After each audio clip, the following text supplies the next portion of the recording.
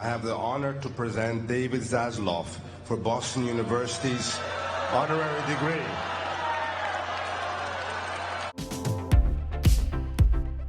Hey, welcome back to ScreenCrush. I'm Ryan Airy. Right now, there is a threat to the Marvel Cinematic Universe that's greater than Kang, bigger than Galactus, something that's even more dangerous to the MCU than James Gunn's DCU. And that is the ongoing conflict between the movie studios and the writers who create our most beloved stories. On May 2nd, 2023, the Writers Guild of America put their pencils and keyboards away, opting to go on strike for the 6th time since its founding in 1954. And this one event is going to be the #1 force that shapes Marvel and Star Wars for years to come. They're here in the what now? The Writers Guild of America. They're the Hollywood labor union that represents professional film, television, radio, and comedy writers across the country. Some of our favorite fandom writers like Michael Waldron, Jeff Loveness, Jessica Gao, Jack Schaefer, and even Jon Favreau and Dave Filoni are all members of the WGA. Oh, don't get me started. I'm mad about the whole thing. Because some shows and movies I was all pumped about, like Blade and Daredevil and Andor Season 2, they all paused production because of those writers. Now I gotta wait even longer for those titles to be released. Well, hold on there, buddy. I would actually frame this in a much different way. Like how? Well, what if I told you that it's not like the writers want to be on strike? Do you know that?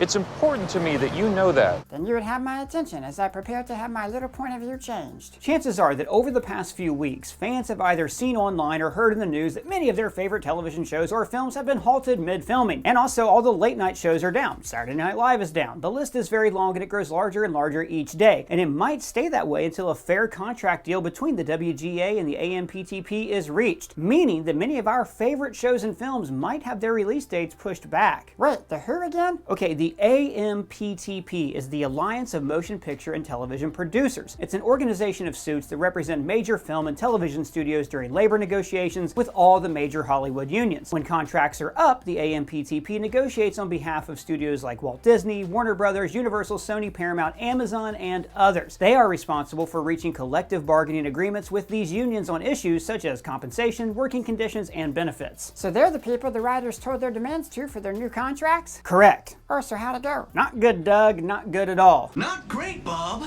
Well, what did the writers ask for? Luckily, the WGA has been very clear and concise on their demands, even sending out a list of the Guild's official asks and the response from the AMPTP. Overall, writers are asking for around $430 million per year to address major issues within the profession, such as writers' room sizes, residual payments on projects, paid development for features, and even the usage of AI in scripts. Were you expecting a man? Yeah. Why would I expect a giant AI brain and not a man? Oh, that's a lot of money. How much did the AMPTP counter with? 86.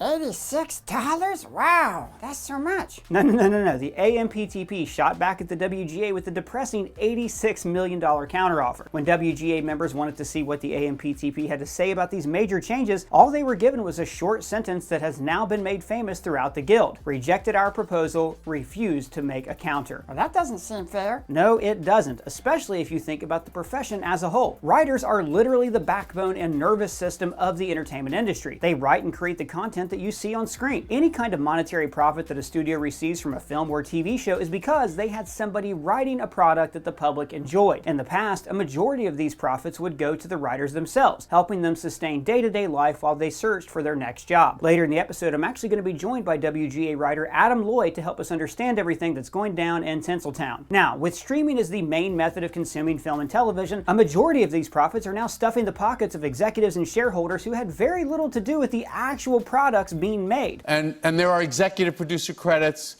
of people who do absolutely nothing on this show. Is that correct? Nothing. They contribute nothing. Now, much has changed since the last strike in 2007. Streaming is now a global enterprise that has gotten away with basically turning the profession of screenwriting into a gig industry. In the year 2000, the major studios reported $5 billion in operating profits. Now, to give you a comparison, in the 2020s, these profits were well around $30 billion, all thanks to the massive amount of streaming content being produced. See, what's happened is streaming sites are treated as new media, so the normal constraints of network and cable television don't quite apply to streaming. So the streaming networks like Netflix and Amazon have been using what's called micro rooms, where instead of employing a large writer's room of people of 10 or more writers, these rooms just have 2 or 3 writers who are basically given no job security and they are being treated as disposable. You see, being part of a union should help ensure that you aren't being treated as a gig professional. Gig professionals meaning somebody who is only hopping from gig to gig. Now, I'm not hating gig to gig jobs, I did those for years, but these writers have fought tooth and nail just to get into the WGA. The WGA is considered one of the hardest unions to join, but the industry has gotten so big and so profitable that many TV writers who break into the WGA starting at a staff writer level are forced to repeat that level again due to shows or miniseries not getting a second season, or in some cases not even going into production or release at all. Or like that Batgirl movie written by Christina Hodson. It's all shot and ready to go till the studio decided to take a massive tax cut by not even releasing the movie to the public, all to save a few dollars. When you have dozens of streaming platforms creating hundreds of shows and films just to throw them out after one season, it keeps some writers stuck in those levels, not paving a pathway for a thriving career. This process causes the middle class of Hollywood writers to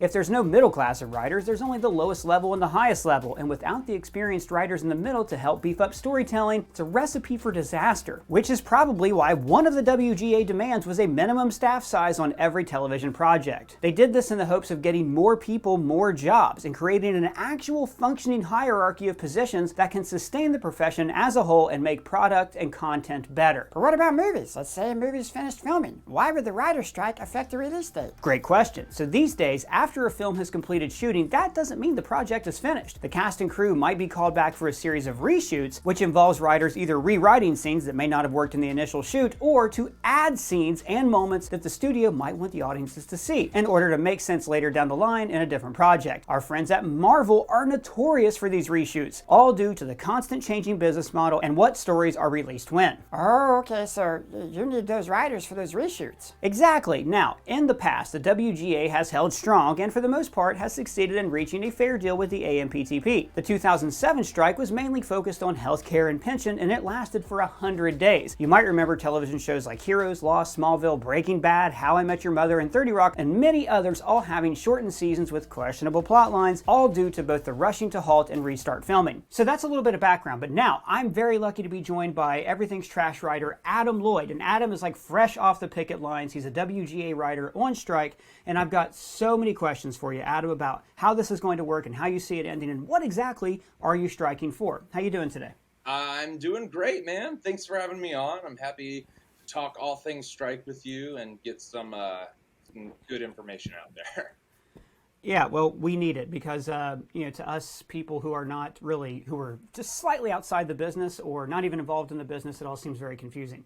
So a lot of what we're seeing here seems centered around writers' rooms and TV writers. Can you explain like what a writer's room is and, how a season of television is actually created by you guys? So writer's room is basically a group of people who are writers who've been hired by a studio to basically come up with the stories and write each episode of a season of television. Every single writer's room has someone who's called a showrunner. And it's usually one person or two persons, and they can be pretty much considered the head writer of that show. And I think the best way it was described to me is the showrunner is like a painter, and all the writers in the room are the paint. And so it's up to us to just kind of paint the showrunner's vision of what they want their show to be. So basically, we take some time to talk about what we want the show to be, and then we outline episodes, and the showrunner assigns different scripts to different writers. They go off and write their episode. They come back to the room, and then every writer kind of gets their chance to throw in their color of paint into the script just to make it kind of better. And then voila, you have a whole episode of television right there. And then the production process. Yeah, and I've seen behind the scenes of Rick and Morty. I've seen the writers' rooms on there, and I've seen like the She-Hulk where it goes behind the scenes. We see the writers' room. It's always like a really big group of people who look like they're either having a great time or they're totally miserable. But we're also hearing a lot about micro rooms. Yes. Like, what are those, and like what kind of show is using a micro room? So a mini room would mini room. Sorry. Yeah, mini room is they're awful. And basically what it is, it's a group, it's just the same thing as a writer's room, but they might be tasked to break a whole show in a very specific amount of time. So it may be, instead of like the 10 to 20 weeks that a normal room is given, they're given like 4 weeks. And it's not necessarily to say that all of those writers will be writing an episode. They're just coming up with the storylines for those showrunners. And it might then be tasked to like a showrunner, or it might be a couple higher level writers to then write the entire show based off of all the information that came from that mini room. And when you're in a mini room, you're probably going to be paid as minimally as possible according to the WGA minimums, because you're just not there for that long, and there may not be that many of you in the room as well. I think the main point of mini rooms is to just treat them as real rooms, is basically what we're fighting for. Because it's just another way to cut off profits to the writers. It's another way to just keep people at lower levels in the writer's room in general. And with these new caveats that the WGA is carving out for these, it's basically just taking a mini room and making it a regular writer's room, which is what they already are. Earlier I talked about, the Marvel stuff that's going on, like Daredevil, Born Again, and different movies that are shooting, and how like production is shutting down, in part because of picketers outside, because union people won't cross union lines. But also, when the script's written, isn't it just written? Why are writers still needed? I thought writers were the least valuable people on set. Yeah, that's... Well, you never see the writers at the award shows. They're always shoved in the back, so don't look at them. But it's not true. You see, writers are on set because they have written that episode and they know exactly the messaging behind every word that is supposed to be coming out of the actors' mouths. So, a writer, being on set is actually acting as a producer in a way to make sure that everything's flowing in the way the show is supposed to flow. We're also on set looking for like continuity errors to make sure that everything will line up later in post-production. And there might just be inside information that the writer has as to where the show is going to be like weeks from when they're shooting their show. Right, of course. That Especially a serialized show like Star Trek Picard or the Marvel shows. Yeah, of course. Even, look at The Mandalorian. They probably knew where they were going and then just wanted to make sure that like nothing in episode or chapter 7 would make sense later down the road in chapter 14 or something like that. And of course, Marvel is notorious for, thinking things up on the fly, cutting a version of the movie together, going, that doesn't really work, and then going back for reshoots. And if those reshoots are so baked in, like Ant-Man and the Wasp reshot their ending like a few weeks before the movie came out. So obviously, if you don't have a writer on set, that's going to delay the production, or we're just going to end up with whatever the original version of that would have been. Can I just, real quick, I'm not trying, this is not an insult or anything. I'm picturing you live in Hollywood. I'm on the East Coast with all the real people. But you're in Hollywood in your mansion, in your writer's mansion with your pool and everything. I went on the WGA website and I saw that like a median income is like $70,000 a year for WGA members. At least that's what they say. That doesn't seem bad to me. I mean, you're not going to necessarily break the bank or buy a boat with that, but like, is that number accurate? I'm not asking you how much money you make a year. I just want to know, like, what is it you're fighting for here? No, that's, again, is another great question. And I agree with you. Around $70,000 for a year of work does sound pretty great. But when you're talking to an artist and when you're talking to a person who is, creating something, you kind of have to take in different caveats, because you're given a lump sum as this is what you're going to be paid. But then you have to take out 10% of that for your manager. You have to take out 5% of that for your lawyer, another 10% out of that for your agent. So that's 25% of your entire income gone automatically. Wow. And then you're paid before taxes. Before taxes. And oh my God. Then you have to pay your WGA dues, your union dues. You've got to put stuff into your health insurance and all of that stuff. So, and especially if we want to get into the nitty gritty about it, if you're a staff writer, the lowest level of writers, which I was on my show, you're not given what's called a script fee. And a script fee is literally a large amount of money that's given to a writer to basically say, we're paying you for this script, thank you. And those are what basically help writers sustain their lives from job to job while they're looking for other work. But it's been years and years of this practice that script fees will not be given to staff writers because they've looked at staff writers as the lowest rung on the ladder. So it might be like, oh, they need a lot more help in producing their episode. And nowadays, that's not really true. And you're kind of around 25 grand away from people who might necessarily need it. And yeah, sorry, I just did some quick math, and it looks like before taxes, after all those fees, not even counting WGA fees, it's 57 grand a year, and then roughly 2/3 to taxes, and also you have to pay for your own health insurance, or maybe it's through your union, so that's where your dues go. I understand like why that's a problem, especially with rent in LA.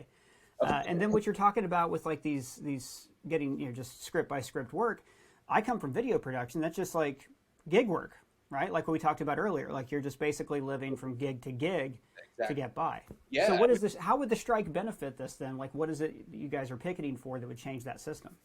Well, I mean, there are tons of bullet points that what we're striking for that will help that entire system. And one of them that I love is staffing size minimums in a room.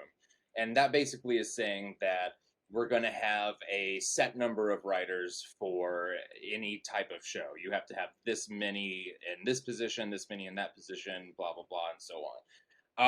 There's also weekly increases to payment. There is the deal of script fees for staff writers in there as well.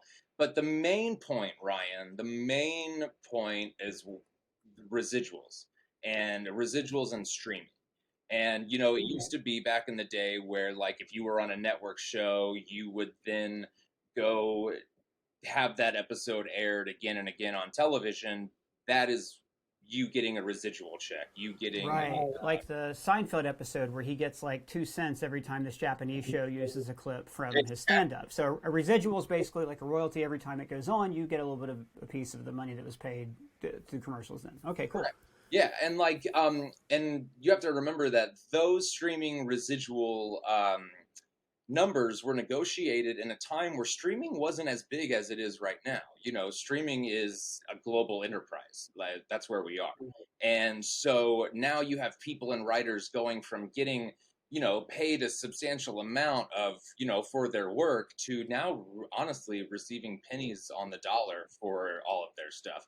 And it not just affects television writers, it also affects feature film writers as well. Because, you look behind you, you have all these DVDs and videos up there, and a percentage of those sales went to the writers who wrote those.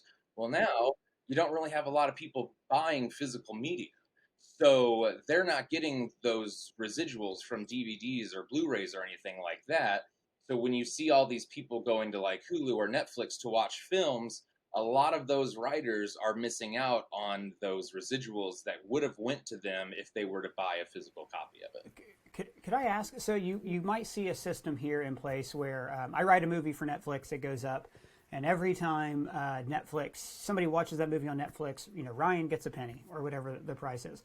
Does Netflix even release these numbers? No. To the writers, or is it kept a secret? Numbers of people who are watching, Correct. No, not at all. And it's not just Netflix on that. Yeah, no. That is actually one of the biggest problems, is that we do not see these numbers. We don't see who's watching the most of what. And it's basically just on this trust system within these giant streaming conglomerates that what they're telling us is correct. And, I think it was Danny Strong who was in an interview saying it kind of seems a little bit illegal to not let us see how well a certain product is doing, especially if a studio or a network or a production company is putting millions of dollars behind something. They can't get the research or the data that they need to see if it's actually a successful product or not. Yeah, especially if the company's publicly held on the New York Stock Exchange, because you have to disclose basically everything to your shareholders.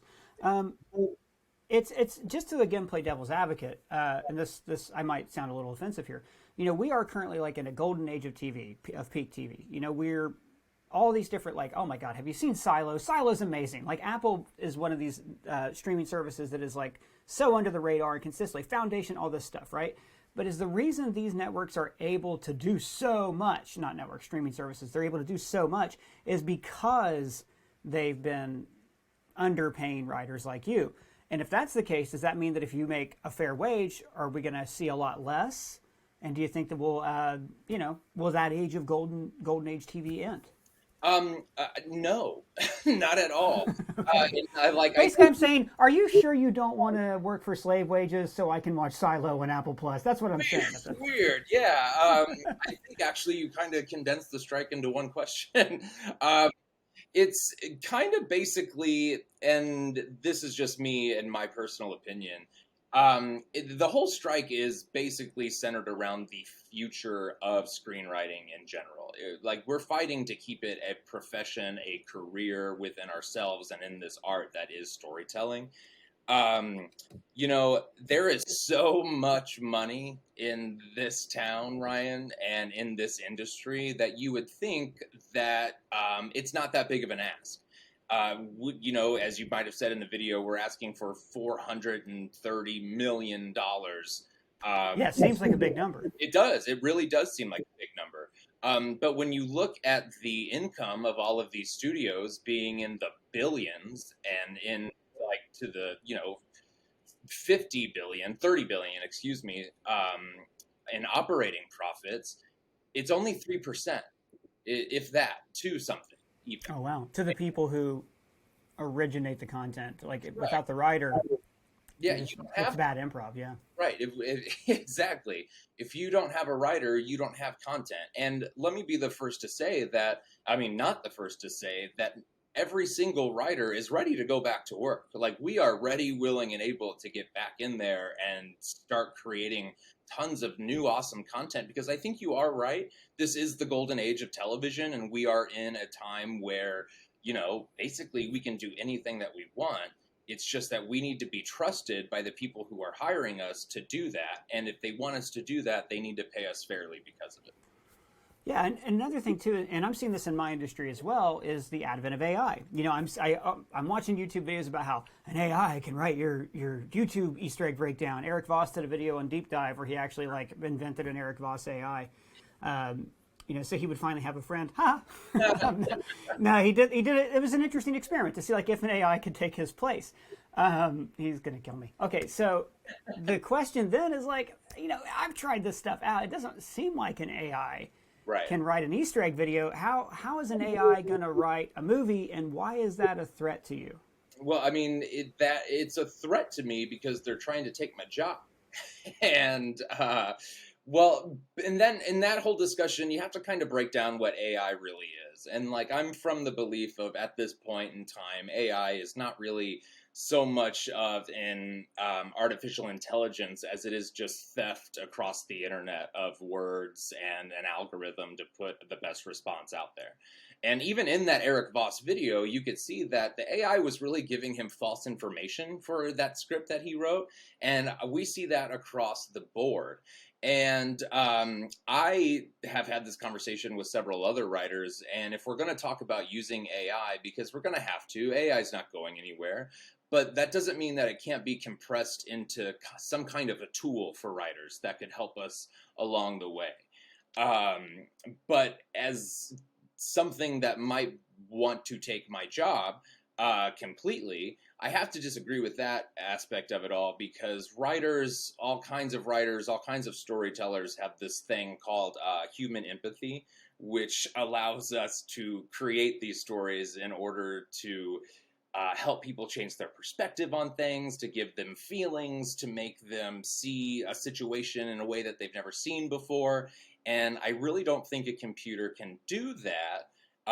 In fact, I think there's been several tweets and pictures and videos about ChatGPT or AI saying that AI would be better at a CEO's job than it would actually be at a writer's job itself. And maybe we should give that a try. So for you, what to you is the most surprising part of the strike so far? Here, a few weeks into it. Yeah, well, I'll be honest, it's a pleasant surprise. It's the solidarity. It's the solidarity between all these other unions that are here in Hollywood, like SAG and the Teamsters and stuff. It has been really empowering, and it's also been very, I'll be honest, it's kind of emotional to see all of these people come out and support this one group of storytellers. And as they walk with us, they know that in the future, we might be walking with them because, as you know, you may know, their contracts are being discussed by the same organization right now as the WGA's was.